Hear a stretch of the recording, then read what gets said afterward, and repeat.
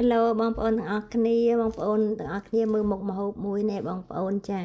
គឺងាយហើយលឿនបំផុតតែម្ដងយើងធ្វើជាអាហារពេលព្រឹកក៏បានយើងយកម្ហូបមួយបាយក៏បានដែរបងប្អូនចាមានពងទា2គ្រាប់បងប្អូនយើងគោះពងទា2គ្រាប់ហើយនឹងមានសាច់ក្តាមចាយើងគោះពងទារួចហើយគឺយើងរោយសាច់ក្តាមពីលើណាបងប្អូនចាសាច់ក្តាមយើងដាក់តិចឬក៏ច្រើនអាស្រ័យលើខ្លួនយើងចូលចិត្តទេចាសាច់ក្តាមហ្នឹងណាចាហើយពងទាក៏ដូចគ្នាដែរបើយើងចូលចិត្តពងទាច្រើនយើងអាចដាក់3គ្រាប់អីក៏បានដែរដាក់ប្រហែលគ្រាប់ក៏បានដែរបងប្អូនចាហើយសាច់ក្តាមបើយើងចូលចិត្តច្រើនគឺយើងដាក់ឲ្យច្រើនទៅចាហើយកាលណាយើងដាក់សាច់ក្តាមរួចហើយគឺយើងចាក់ទឹកពេញប៉ោះពីលើបងប្អូនចាយើងរោយទឹកពេញប៉ោះអញ្ចឹងណាបើនិយាយរួមទៅអានេះលក្ខណៈដូចភីសាបងប្អូនយើងមើលទៅខ្ញុំថាដូចភីសាអញ្ចឹងចាកាលណាយើងរោយទឹកពេញប៉ោះរួចហើយយើងរោយទឹកម៉ៃជូណេសបងប្អូននេះទឹកម៉ៃជូណេសចាហើយយើងចូលចិត្តទឹកពេញប៉ោះ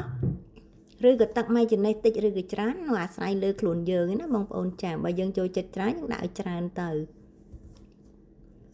យើងដាក់ទឹកម៉ៃជូណេសរួចហើយគឺយើងដាក់ស៊ុបខ្នុរតិចៗបងប្អូនដើម្បីវាមានរសជាតិប្រៃឡមអញ្ចឹងណាបងប្អូនចារួចហើយគឺយើងរោយស្លឹកខ្ទឹមពីលើបងប្អូនចាគឺយើងដាក់ស្លឹកខ្ទឹមយើងដាក់ស្លឹកខ្ទឹមរួចហើយគឺយើងមើលបងប្អូនមកផ្លែបាយជាមួយផ្លែតវានឹងឆ្អិនរួចរាល់ហើយបងប្អូនចាគឺឆ្អិនមកបងប្អូនអើយមើលទៅគួរឲ្យឆ្ងាញ់មែនតើបងប្អូនឃើញទេគួរឲ្យឆ្ងាញ់មែនតើហើយយើងដាក់លើប្រអប់បាយតែម្ដងទៅគឺយើងដួសញ៉ាំមួយបាយយើងយកទៅធ្វើកាយបានងាយស្រួលបងប្អូននេះគ្រឿងផ្សំបងប្អូនមានស្លឹកខ្ទឹមមានទឹកប៉េងប៉ោះមានម៉ៃជូណេសមានប្រេងឆាមានស៊ុបខ្នុរហើយនឹងមានសាច់ក្តាមបងប្អូនអានេះគ្រឿងផ្សំមុខម្ហូបដែលយើងធ្វើមិញណាបងប្អូននឹងពងទាបងប្អូនមានពងទាទៀតឥឡូវយើងចៀនហើយបងប្អូននេះរួចរាល់ហើយចារួចរាល់ហើយបងប្អូនមើលឃើញទេស្អាតណាស់បងប្អូន